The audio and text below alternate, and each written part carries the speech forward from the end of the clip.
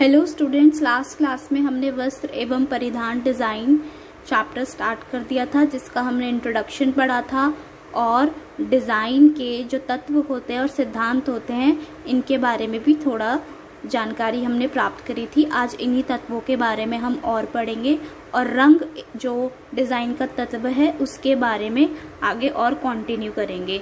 तो सबसे पहले रंग को किस तरीके से पहचाना जाता है। आज के वैश्वीकरण के युग में वस्त्र का अंतर्राष्ट्रीय व्यापार होता है, तो एक क्षेत्र में अगर किसी रेड शेड का नाम कुछ अलग है तो दूसरे क्षेत्र में वही नाम चेंज हो सकता है। तो रंग के शेड्स को लेकर और टिंट्स को लेकर बहुत ज़्यादा कंफ्यूजन हो जाती है, इसीलिए एक पेंटोन शेड कार्ड बनाया गया जिसमें रंगों को संख्या दे दी गई, जिसे हम कोड भी कहते हैं। अगर येलो के जितने भी शेड्स हैं, रेड के जितने भी शेड्स हैं, उनको संख्या दे दी गई ताकि इंटरनेशनली उन्हीं संख्याओं के नाम से कलर्स को पहचाना जा सके और इंटरनेशनली आराम से अगर किसी भी डिज़ाइन में कोई भी ट्रेडिंग होती है रंग को लेकर तो वो आराम से हो सके। तो पेंटोन शेड कार्ड रंग को पहचानने में संख्या द्वारा बहुत ही ज़्यादा हेल्प करता है। नेक्स्ट है रंग योजनाएं। रंग योजनाएं दो प्रकार की रंग योजनाएं होती हैं, संबंधित रंग योजनाएं और विषम रंग योजनाएं। और ये जो रंग योजनाएं हैं ये हमारे कलर व्हील के ऊपर बहुत ज़्यादा निर्भर करती हैं। कलर व्हील ये जो है एक बेस है और आधार है इसको समझने के लिए।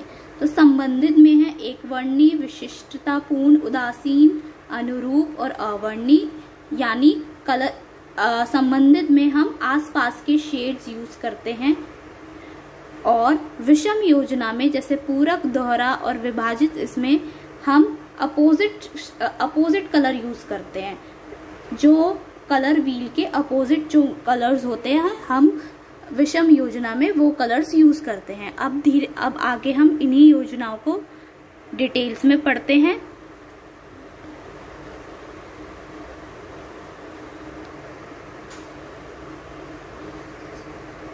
सबसे पहले है हमारी योजना एक वर्णी रंग योजना, इंग्लिश में मोनोक्रोमैटिक स्कीम। एक वर्णी रंग योजना में एक ही रंग को आधार लेकर उसके मान और तीव्रता में विविधता लाई जा सकती है। यानी मोनो मतलब एक, इसमें हम एक ही कलर यूज करते हैं, एक ही कलर के शेड्स और टिंट्स यूज करते हैं। उसी की कलर की इंटेंसिटी को कम किया जाता है या बढ़ाया जाता है, जैसा कि आपको इस पिक्चर में भी दिख रहा होगा। ये जो रेड कलर की ड्रेस है एक ही कलर को यूज किया गया हुआ है, ठीक है। नेक्स्ट है अवर्णी रंग योजना। अवर्णी रंग योजना में केवल उदासीन रंग जैसे कि काले और सफेद रंग का संयोजन होता है। इसमें हम न्यूट्रल कलर यूज करते हैं। उदासीन रंग इसमें काला और सफेद ही हम यूज करते हैं अवर्णी रंग योजना में। नेक्स्ट है हमारी रंग योजना विशिष्टतापूर्ण उदासीन रंग योजना, एसेंटेड न्यूट्रल कलर स्कीम्स। इसमें भी हम उदासीन रंग यूज करते हैं और उदासीन रंग के साथ एक हम सामान्य रंग कोई भी यूज कर सकते हैं, जैसे ये रेड कलर यूज यहाँ पर किया हुआ है। उदासीन कलर है, ये ब्लैक व्हाइट कलर है, सिंपल न्यूट्रल कलर्स हैं और उसके साथ एक कलरफुल रंग यूज किया गया है ताकि ड्रेस इम्प्रेसिव लगे। ये नॉर्मल सा न्यूट्रल कलर है और इसमें ये जो रेड कलर का ये जो इसने नेकलेस टाइप पहना हुआ है, इसी से ही ये ड्रेस बहुत अच्छी लग रही है। तो ये है एसेंटेड न्यूट्रल कलर स्कीम, विशिष्टतापूर्ण उदासीन रंग योजना। नेक्स्ट है अनुरूप रंग योजना। इस प्रकार की रंग योजना में रंग चक्र के 2 या 3 निकटवर्ती रंगों का हम उपयोग करते हैं। निकटवर्ती रंग हम इसमें यूज करते हैं, यानी 3 हमने कोई भी हम कलर ले सकते हैं। 3 जो बिल्कुल आसपास हो वो कलर हम इसमें यूज कर सकते हैं। अब इसमें कौन से कलर यूज किया गया है, येलो है, ऑरेंज है और ग्रीन है जो बिल्कुल आसपास है और इस रंग योजना में इस ड्रेस में वो कलर यूज किए गए हैं, तो इसे हम बोलते हैं अनुरूप रंग योजना। नेक्स्ट है पूरक रंग योजना। पूरक रंग योजना में हम वो दो कलर लेते हैं जो रंग चक्र के बिल्कुल आमने सामने अपोजिट होते हैं, बिल्कुल आमने सामने होते हैं। जैसे ये ऑरेंज और ये ब्लू कलर लिया हुआ है और इसी से ही ये डिजाइन का कॉन्सेप्ट बनाया हुआ है। ठीक है, नेक्स्ट है विभाजित पूरक रंग योजना, स्प्लिट कॉम्प्लीमेंट्री। इस योजना में किसी एक रंग के साथ उसके सामने वाले रंग को छोड़कर आसपास के रंगों का प्रयोग होता है। यानी हम इसमें जो ये हमारा रंग चक्र है, इसमें हम जो कलर लेंगे उसके सामने वाले को छोड़कर साइड के दो कलर्स को हम चूज करते हैं। फॉर एग्जाम्पल ये पीले के साथ हमने लिया है ये ब्लू और ये पर्पल, पिंक पर्पल जो ये हमने लिया हुआ है, ये कलर यूज किया है और उसी के जैसी इसी ही कॉन्सेप्ट में ये ड्रेस को डिजाइन किया गया है, स्प्लिट कॉम्प्लीमेंट्री।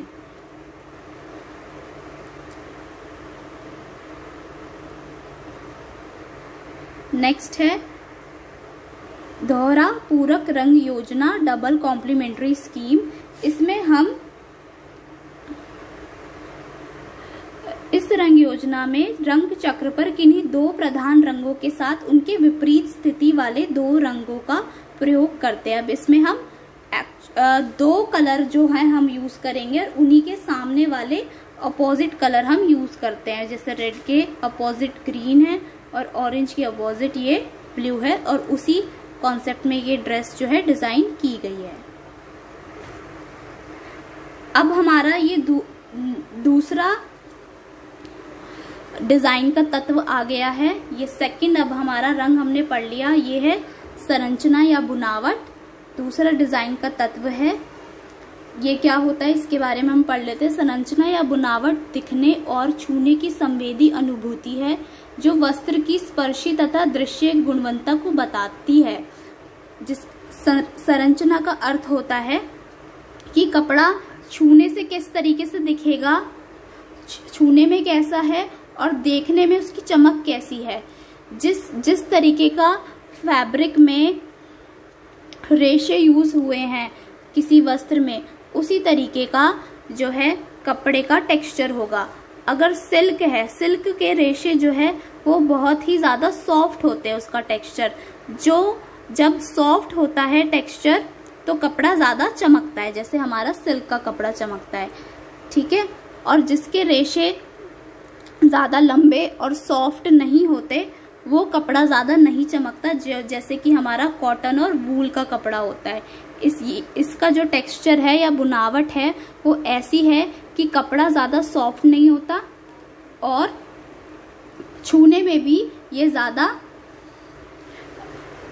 सॉफ्ट नहीं होता और दिखने में कम चमकता है। तो किसी भी कपड़े की बुनावट या टेक्सचर बहुत सारे कारकों पर निर्भर करती है कि कौन सा रेशा यूज किया गया है, उसमें धागे का संसाधन कौन सा है, वस्त्र निर्माण की कौन सी तकनीक है, कौन सी बुनाई की गई है, उसमें कौन सी सज्जा करी हुई है, किस तरह से डाई किया हुआ है। तो ये सारी चीजें जो है निर्भर करती है संरचना या बुनावट के ऊपर। नेक्स्ट है रेखा। रेखा अब हमारा जो है तीसरा डिजाइन का एलिमेंट है, थर्ड है। तो सिंपल रेखा का अर्थ होता है जब हम किसी भी दो पॉइंट्स को अगर हम जोड़ देते हैं तो वो रेखा कहलाती है। और अब ये सबसे पहले हम जो रेखा पढ़ेंगे ऊर्ध्वाधर रेखाएं या लंबतर रेखाएं जो ऊपर से लेकर नीचे की ओर गति करती हैं और जो लंबाई का एहसास देती हैं। तो बेसिकली ये डिजाइनिंग में क्यों यूज कर रहे हैं, ताकि ये लंबाई का एहसास दे। और ये अगर कोई मोटा व्यक्ति है, अगर उसे इस तरह की वो लाइंस यूज कर सकता है अगर उसे अपने आप को पतला दिखाना है। नेक्स्ट है क्षैतिज रेखाएं। क्षैतिज रेखाएं में ये रेखाएं एक ओर से दूसरी ओर गति करती हैं, यानी ये हॉरिजॉन्टल लाइंस हैं जो चौड़ाई का भ्रम देती हैं। जो मोटापे, अगर कोई व्यक्ति पतला है तो वो इस तरह की अगर ड्रेस पहनेगा तो वह उसमें अच्छा दिखेगा। नेक्स्ट है हमारा तिरछी रेखाएं। ये रेखाएं कोण की कोटि और दिशा पर निर्भर करते हुए चौड़ाई और ऊंचाई को बढ़ाती हैं या घटाती हैं।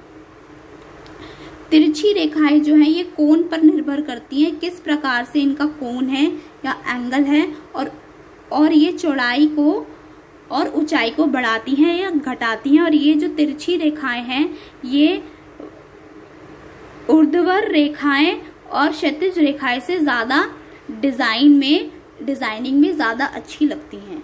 नेक्स्ट है वक्र रेखाएं। किसी भी प्रकार की गोलाई वाली रेखाओं को हम वक्र रेखाएं कहते हैं, जिसमें एक तरह का गोलाई, एक कर्व आ रहा हो, उसे हम वक्र रेखाएं कहते हैं। ये जो रेखाएं होती हैं घुमावदार होती हैं और ये भी बहुत ज़्यादा अच्छी लगती हैं। सिंपल अगर हम वर्टिकल लाइंस यूज़ करें या हॉरिजॉन्टल लाइंस यूज़ करें तो जो क्षैतिज रेखाएं और जो तिरछी रेखाएं और जो वक्र रेखाएं होती हैं एक तरीके से ब्यूटिफिकेशन ज़्यादा देती हैं किसी भी ड्रेस में।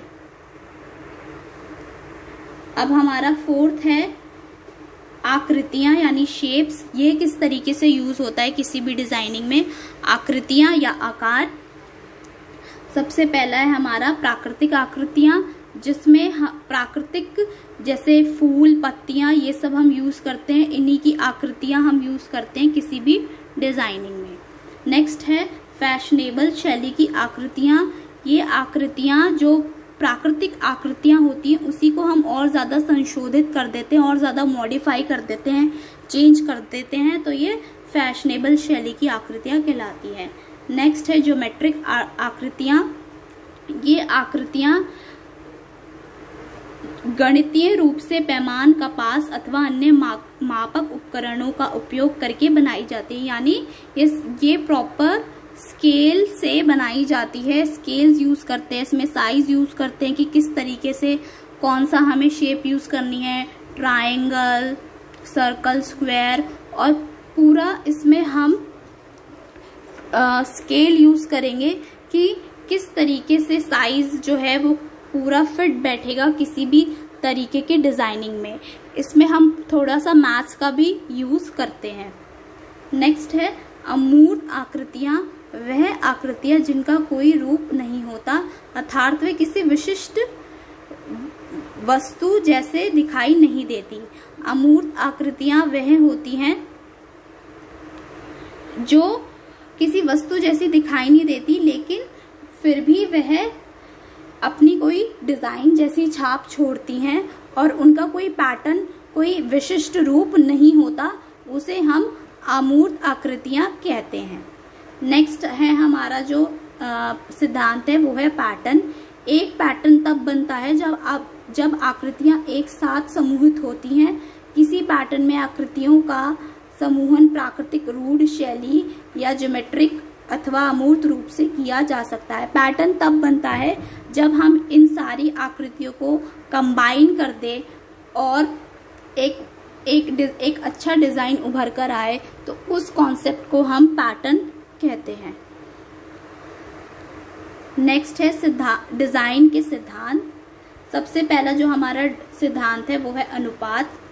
अनुपात का अर्थ है वस्तु का एक भाग का दूसरे भाग से संबंध। एक भाग से दूसरे भाग में से कैसे संबंध है, स्केल और साइज को लेकर। जितने भी ड्रेस, कोई भी चीज डिजाइन होती है, हम पहले कपड़े को मापते हैं, या अगर हम रूम में डिजाइन कर रहे हैं तो हम कमरे को भी मापा जाता है कि किस तरीके से कहाँ कितना कलर यूज होगा, कितनी टाइल्स यूज होंगी। ऐसे ही हम कपड़े में भी मापते हैं। तो इसमें हम अनुपात यूज इसलिए करते हैं, अधिकतर परिधानों में जो प्रोपोर्शन यानी जो अनुपात यूज होता है वो 3:5:8 से लेकर 5:8:13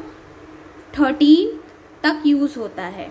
अब इसका एग्जाम्पल मान लो, ये जैसे स्कर्ट का ये एग्जाम्पल है, तो इसका जो प्रोपोर्शन है ये हम 3, ये हमारा 3 होगा, ये हमारा रेशियो 5 होगा, और टोटल मिला के ये होगा इनका रेशियो, टोटल में ये 8 होगा।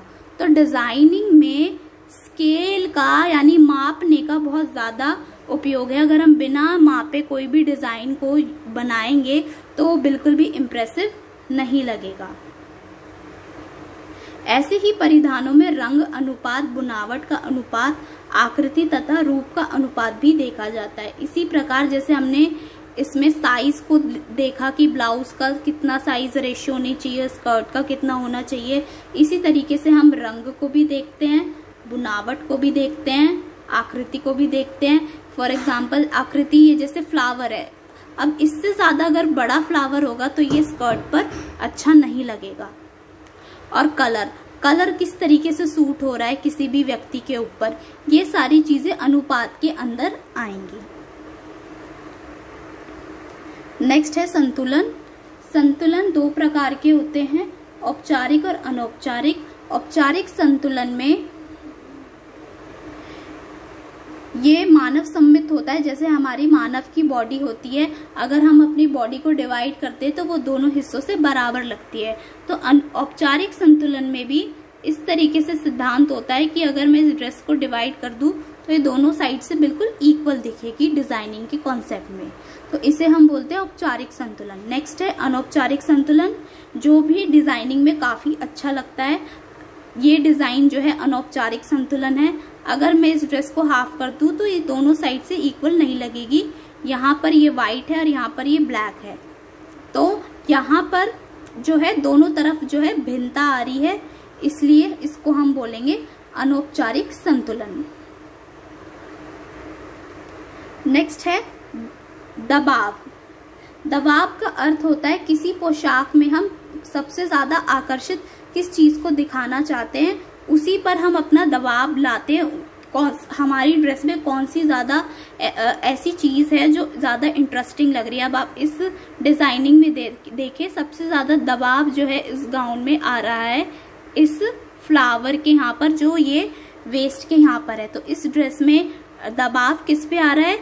ये ड्रेस नॉर्मल है और डिजाइन कहाँ किया गया है? वेस्ट के साइड पर। तो ये इस ड्रेस में एम्फेसिस यानी दबाव कहाँ आ रहा है? वेस्ट पर आ रहा है।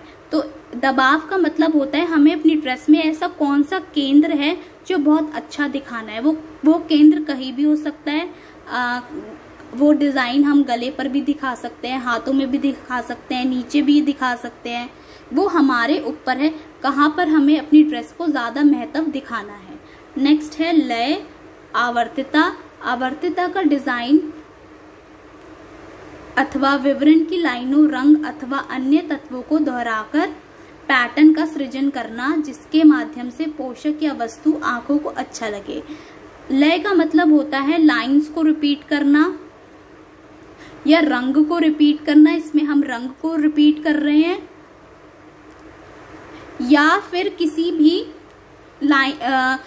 झालर या लेस को रिपीट करना, तो उसमें एक तरीके से ड्रेस में लय आती है। अब इस ड्रेस में लय किस तरीके से आ रही है? इसमें लाइंस हम रिपीट कर रहे हैं, इसमें हम कलर के शेड्स रिपीट कर रहे हैं। ऊपर से लेके लाइट, डार्क से लेके नीचे लाइट तक आ रहा है। और इस ड्रेस में फ्लिर्स, जो ये चुन्नटें जो हैं, जो फ्रिल्स हैं, वो रिपीट हो रही हैं। तो जब इस तरीके से डिजाइन किया जाता है तो ड्रेस में क्या आता है? लय आती है। नेक्स्ट है सामंजस्य। सामंजस्य का अर्थ है कि ड्रेस के अंदर एकता लाना। हम इस तरीके से डिजाइन करें कि कोई भी ड्रेस जो है वो उसके अंदर एकता का प्रभाव आए और वो ड्रेस इंटरेस्टिंग लगे, और डिजाइन के तत्वों को या सिद्धांतों को हम ऐसे लगे कि वो एक दूसरे के साथ बैलेंस हो।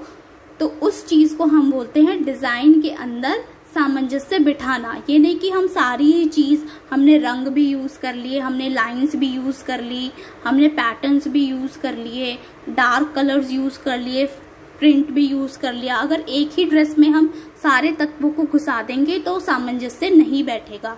तो इस तरीके से ड्रेस को डिजाइन करना चाहिए कि ड्रेस जो है वो सामंजस्य, उसके अंदर सामंजस्य बैठे। नेक्स्ट है जीविका के लिए तैयारी और कार्य क्षेत्र। इस क्षेत्र में यानी फैब्रिक और अपैरल डिजाइनिंग के क्षेत्र में, वस्त्र एवं परिधान के क्षेत्र में किन किन चीज़ों की ज़रूरत होती है और आप क्या क्या कर सकते हैं। तो एक डिज़ाइनर को रेशों के गुण, लाभ, सीमाओं तथा संसाधनों का संपूर्ण ज्ञान होता है कि कहाँ से सिल्क फैब्रिक है, वूल फैब्रिक है, किस तरीके से उन फैब्रिक को यूज़ करना है, कहाँ से वो फैब्रिक मंगवाए जाएंगे, ये सारा ज्ञान उसको बहुत अच्छे से होता है। वस्त्रों की रंगाई के बारे में भी बहुत अच्छा ज्ञान होता है। जो सिद्धांत अभी हमने पढ़े, इन सिद्धांतों को कैसे अप्लाई करना है, इस क्षेत्र में जो लोग होते हैं उनको बहुत अच्छे से पता होता है। और आप इसमें डिप्लोमा कोर्स कर सकते हैं, सर्टिफिकेट कोर्स कर सकते हैं और इसमें ग्रेजुएशन की डिग्री भी ले सकते हैं। फैशन स्टडीज़ में ये 11th-12th में भी वोकेशनल के बच्चे पढ़ते हैं और इसके 12th के बाद आप डिप्लोमा कोर्स भी होता है फैशन स्टडीज़ में और डिग्री कोर्स भी होता है। या फिर आप होम साइंस में fabric and apparel science choose करके इस फील्ड में आगे बढ़ सकते हैं और इसमें BSc MSc कर सकते हैं। आज बहुत से नामी वस्त्र डिजाइनर आज राष्ट्रीय एवं अंतर्राष्ट्रीय वस्त्र निर्माता कंपनियों तथा फैशन प्रतिष्ठानों में अनुसंधान तथा नए नए डिज़ाइन बनाने का काम कर रहे हैं। बहुत बड़ी बड़ी फैशन मर्चेंडाइजिंग कंपनीज है और फैशन डिज़ाइनर्स के खुद के बुटीक्स हैं जिसमें लोग जो है अपना नाम कमा रहे हैं।